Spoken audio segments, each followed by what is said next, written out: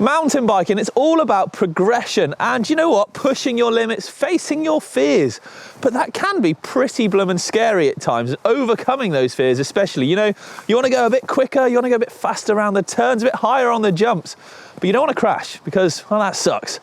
So you got to get over those fears. You got to push the limits, push the boundaries. How do you do that? Today we're at Dyfi Bike Park, which is the perfect place for the subject of our video we're going to be banging out for you. Yes, we're talking line choice. How the heck do you get through something that looks like this? Well, fear not.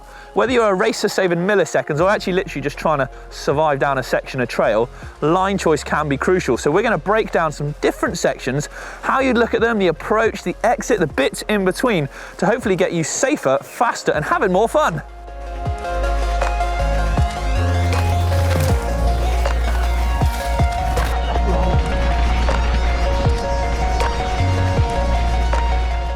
Right, I think we should begin with something fairly simple, almost a way of smoothing out the trail. So I've got a fairly, what looks like straightforward section behind me. And do you know what, it is fairly straightforward. Look, it's a straight line, but there are still two different line choices on it. We've got the left and right as you look down the trail. The left-hand side, well, that looks all right now and it skips out a lot of the routes further down. Whereas the right-hand line is the main line. It's where you're going to come hammering into. But that exit, well, it does cross a plethora of slippery wet routes. So here we are then. Here's the crux of the section.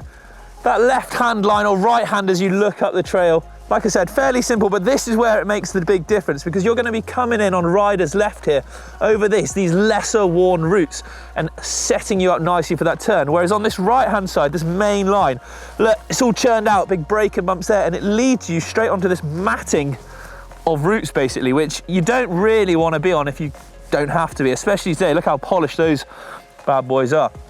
So to smooth out the trail, maybe you're on a hardtail, maybe you just want to go a smoother way, the left-hand line is going to be the one. I'll be honest, when you're coming in full tilt, I do think you're probably still going to end up funneling on the right, but there's only one way to find out, and I better hit it.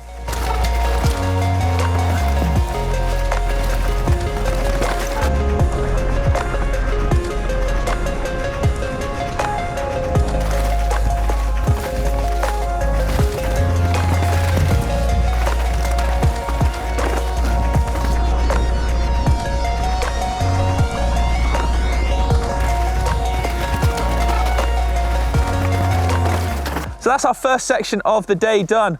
Sort of a smoothing out section, if you like, rather than lots of multiple lines here, there and everywhere, which we're gonna get to. More a way of making things more direct, if you like. So a straight line, but still lines you can go. You can see when I took the main line, the back end was flicking and kicking around everywhere. Whereas that dead straight line all along the left-hand side there is beautiful, nice and smooth. You could just do a few hops and you avoided all the horrible routes and carried a lot of speed through. But anyway, that's enough on this one. I think we should go somewhere where there are at least two discernible different lines, if not three. Let's go have a little look.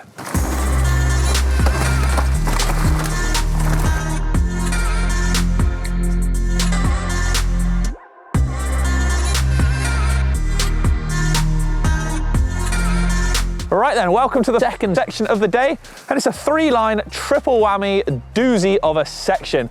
We've got a low line here, we've got a middle line which kind of comes in a little low, cuts up high, and we've got a pretty extreme all the way up high line. And we're gonna check out all three, which maybe is the best to take, which is the quickest, which is the slowest, which is the safest, entrance speed, exit speed, what to do, how to do it. Let's dive in.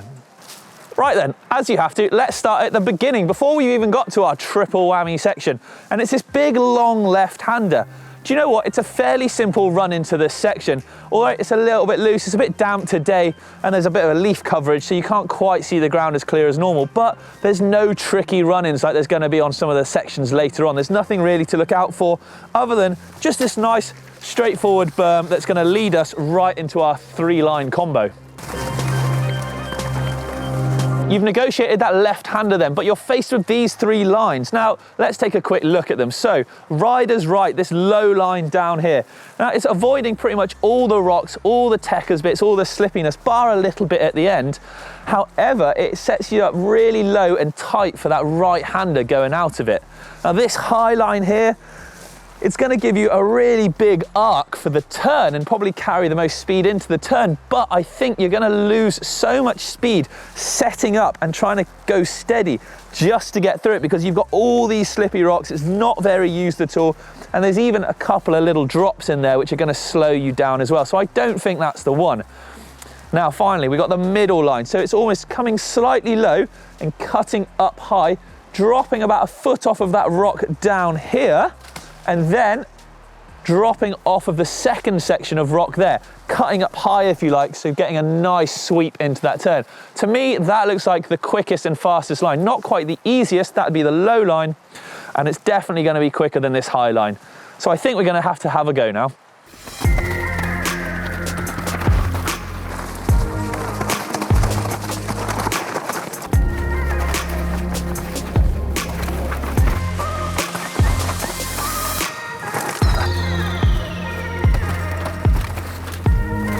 Right then, I have gone thoroughly over all three of these lines, and I've ridden these bottom two. So this low line, this middle line.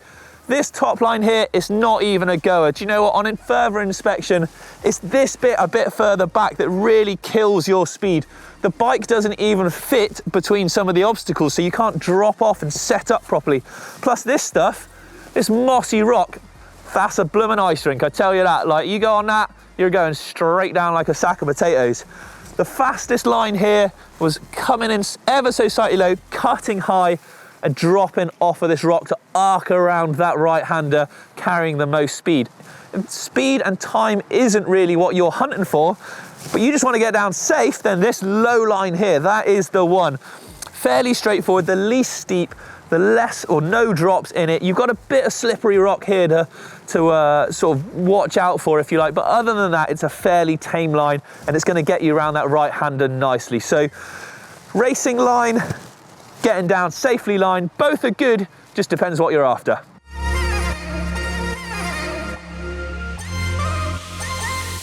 So that's a section with multiple lines in it, but what about if you come to somewhere that's only got really one line choice? Now, that sounds a bit odd for this video, I know, as we're talking about choosing the right line. So if there's only one, how do you choose? Well, fortunately, I'm here at Dyfi and I've got the Gully of Doom behind me, and well, it's pretty scary, and we're going to take a look at how's best to get through it, even though it appears to be only one main line. But before we get to the actual gully itself, we've got to think setup. So let's go back to the beginning and start from there. So the actual gully itself, well, that's about 10 meters down track. To begin with, first though, we've got to negotiate this sort of narrow section of trail first with these big old logs on the left-hand side. So getting composed beforehand and setting up quite high up to the right here is going to be the way forward, so that you don't catch a pedal or snag anything on that, and especially as it's quite loose ground. So if you're coming in too fast to these kind of sections, slowing down is going to be a real trouble, and you definitely don't want to be sending her off the top of that one. So your entrance speed is good, your setup's on point, and you are feeling good. But here, this is the crux of the section, the line coming through it. Basically, once you hit this point, it's pretty much the point of no return. You can't slow down, it just drops away too quick. And like I said, although there's not millions of different line choices, there's no high or no low or anything like that, really making sure that you hit your marks at the beginning is going to make or break where you go in the mid and end part of this section, which we're going to jump on down to right now. This is exactly why it's called the Gully of Doom then. Look at it in all its savagery. There's literally nothing nice about this. Unless you hit your marks, like I said, it's only going to end one way, and that's, well, helicopter ride out here to A&E. But lines then, you can't go to the right-hand side, rider's right, because there's a dirty great rock in the way. This side, you can't really come up high because you can't like drop off of it because there's nowhere to go, it's too narrow. So this V through the middle is your line. Following that V nice and controlled on the brakes, real smooth and steady, is going to be the way to go. And then once you get here, see this slick ass rock, that has got zero grip on it basically, so you don't want your front wheel washing out on that. So what I'm going to do is when I come through, as I hit this midpoint, I'm going to pick up my front wheel only ever so slightly so it floats over the top, and the back will drop down it, and then hopefully down into that gully, all things going well. That's enough gassing, it's about time we dropped in. So as you can see on the slow-mo here, just where I picked and moved my front wheel up, it just tapped into the sort of the bottom of this little slab here. You can see where the wet tyre marks are down there. And essentially that was so I wasn't turning on the slab So next time through, hopefully we'll try and get it a little bit quicker maybe, and I'll pick my front wheel up over all of it. But, you know, rather than turning on the horrible greasy crap, we touched down on the dry at the bottom, luckily. First one in the books though.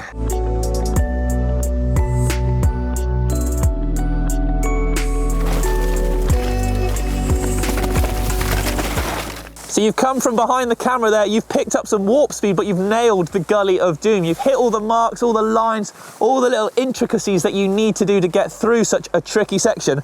But here, you've still got to remain focused on the exit, on the line you're going to take out of it, and be looking nice and far ahead. Because one, you've got to keep your composure. There's no point getting super stoked that you've nailed that part, and then forgetting that you've got a drop coming up, or you hit the rock on my left here. That's going to end poorly. And also the ground is still very loose, so with the speed that you gain out of it, you can still go careering out of control, hence the big old gnarly catch net in that side as well. So just remember, keep looking ahead at the lines after the one you've already hit, because that's going to help you set up again for the next section ahead. So there we have it then. We've shown you 3 very different sections: a straight with 2 line choices, a rocky, rooty section with multiple line choices, even one that was unrideable, and how to tackle a technical gully. What other sections of track would you like to see explained and demonstrated? Do let me know in the comments below. And if you enjoyed this video, why not click subscribe to see more amazing GMBN content? Until next time though, happy riding everyone, see you later.